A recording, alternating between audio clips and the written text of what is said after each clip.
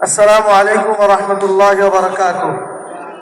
الحمد لله والصلاة والسلام على رسول الله وعلى آله وأصحابه أجمعين. أما بعد، أعوذ بالله من الشيطان الرجيم. بسم الله الرحمن الرحيم. إن الله لا يغير ما بقوم حتى يغيروا ما بأنفسهم. صدق الله العظيم.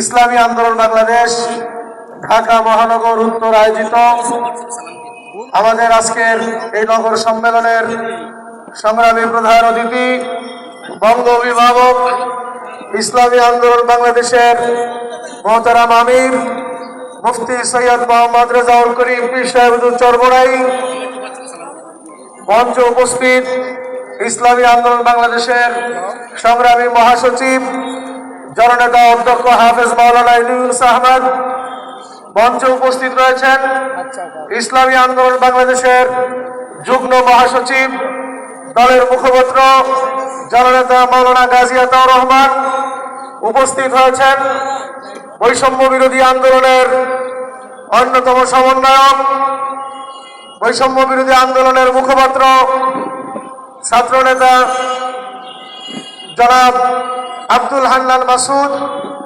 আমাদের এই মঞ্চে উপস্থিত রয়েছেন ইসলামী আন্দোলন বাংলাদেশ ঢাকা মহানগর দক্ষিণের সংগ্রামী সভাপতি জননেতা মাওলানা ইমতিয়াজ আলম।